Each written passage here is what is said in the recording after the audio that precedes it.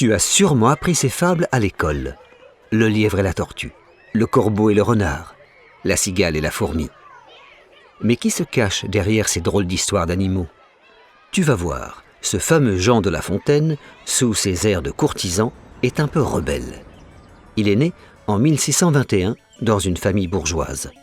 Son père est à la fois conseiller du roi et maître des eaux et forêts, chargé de surveiller et de réguler la chasse et la pêche sur le domaine royal. Jean grandit dans un confortable hôtel particulier avec son frère et sa sœur qu'il adore. Jean a la chance de faire des études, ce qui n'est pas fréquent à l'époque. On le dit fainéant. Pourtant, dès l'adolescence, il fait preuve d'une surprenante soif de connaissances.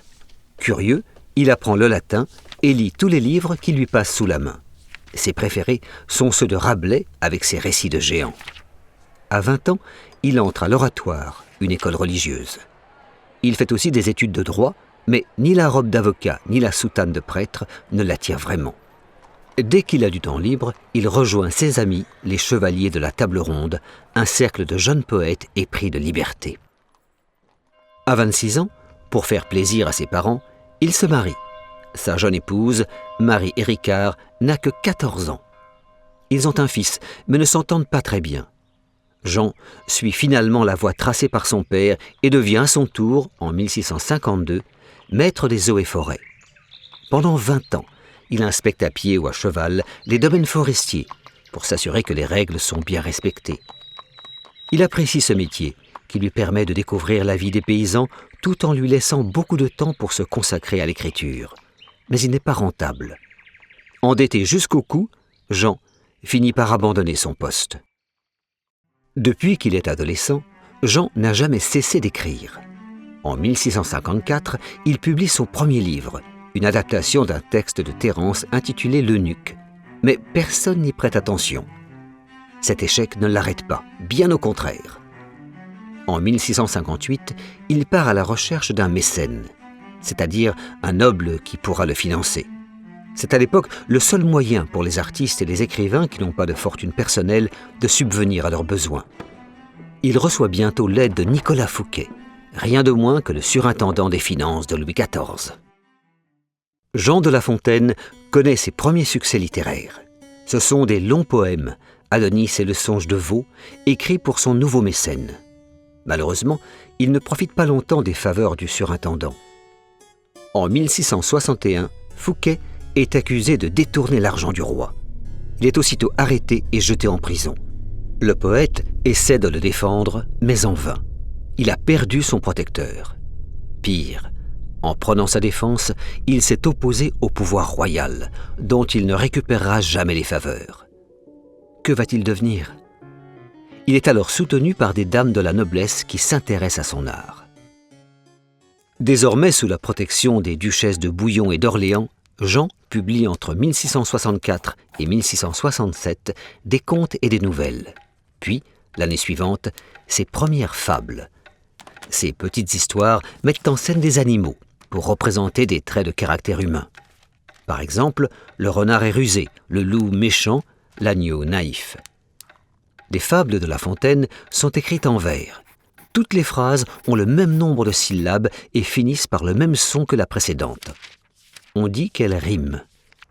Sous leur apparente simplicité, chacune d'elles cache un message, une vérité générale sur la société que l'on appelle une morale. Publiée en 1668, Le corbeau et le renard est peut-être la fable la plus célèbre de Jean de La Fontaine. Elle raconte l'histoire d'un corbeau qui se laisse berner par un renard. Encouragé par les compliments de ce dernier, l'oiseau ouvre son bec pour chanter et lâche le morceau de fromage qu'il tenait, au grand plaisir du renard qui s'en empare et le dévore.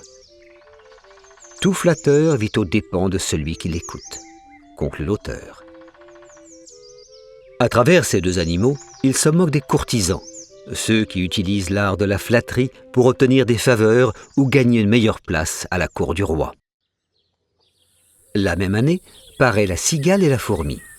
La première, ayant chanté tout l'été sans se soucier de faire des provisions, n'a plus rien à manger une fois l'hiver venu.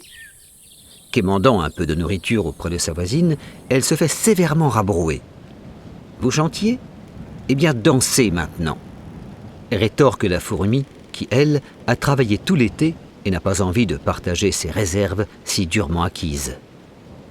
Qui se cache derrière la cigale insouciante et la fourmi travailleuse?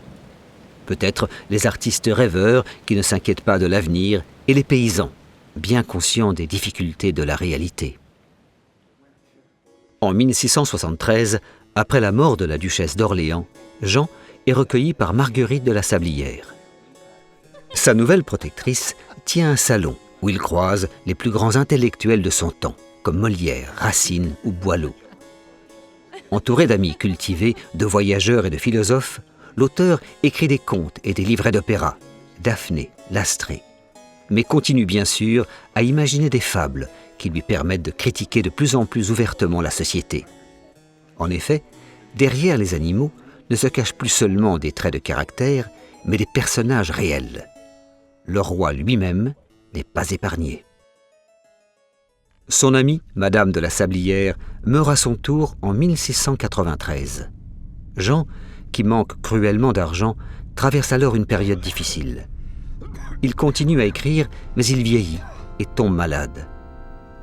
Il meurt à Paris en 1695 et repose désormais au cimetière du Père-Lachaise, auprès d'autres grandes figures de l'histoire. Jean de La Fontaine aura écrit en tout plus de 240 fables. Grâce à lui, ce genre littéraire a retrouvé ses lettres de noblesse. Aujourd'hui, les écoliers francophones apprennent tous au moins une fable de La Fontaine.